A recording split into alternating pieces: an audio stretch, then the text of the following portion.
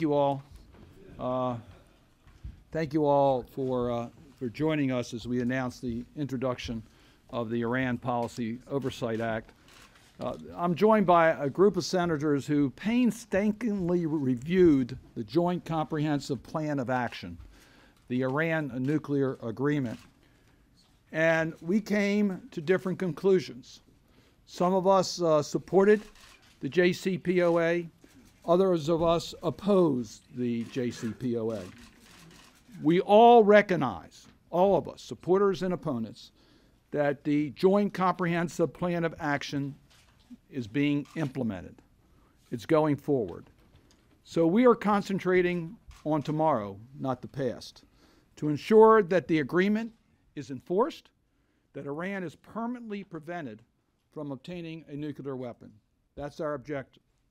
For Congress, the participation, we think the answer is to help in that regard, the Iran Policy Oversight Act.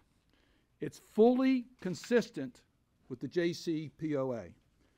It addressed elements of concerns that have been raised by both the supporters and opponents of the agreement. Let me just give you a few examples, and my colleagues will elaborate on others. It provides a robust security assistance package for Israel to deter any conventional or nuclear threat.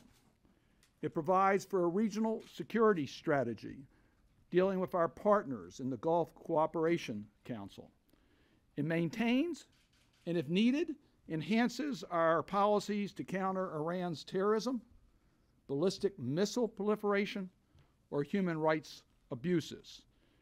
It works with our European allies to effectively have snapback sanctions for any violations. It provides IAEA the support and resources it needs to carry out its critically important responsibilities in the JCPOA.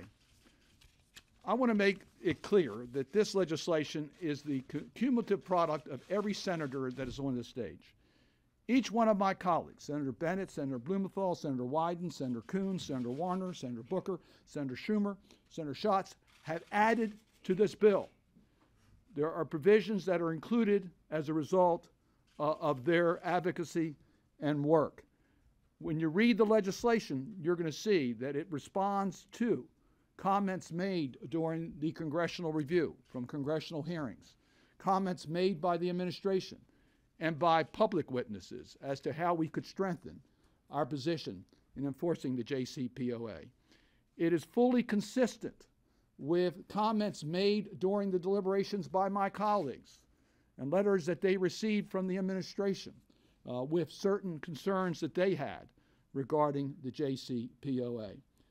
And I think you will also find that it is consistent with the letter that Secretary of State Kerry sent to each member of the Congress, saying that there is a constructive role for Congress to play in the implementation of the JCPOA. We're taking a lesson from the past.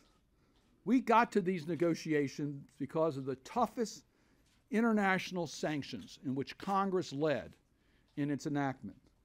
We displayed congressional unity in passing those sanctions, Democrats and Republicans, the Senate and the House. Today, we Democrats, opponents and supporters of the JCPOA, are taking a lesson from our past actions of unity is the way to get the best results. We were not unified in our votes, but we are unified today in our resolve to help make sure that Iran never becomes a nuclear weapon state. We have and already had conversations with our Republican colleagues. They didn't have the same, they were unified, every one. We have had very positive discussions with Republicans on many of the provisions that are included in this act, and we will continue those discussions. We've had positive conversations with the White House, and we will continue, because America speaks best when Congress and the White House works together. Iran's the culprit. Let's focus on Iran. And I think this legislation gives us that chance for the unity in order to be able to achieve the common objective of accomplishing the JCPOA's objective. That is our mission, and that's why we are together today for this legislation.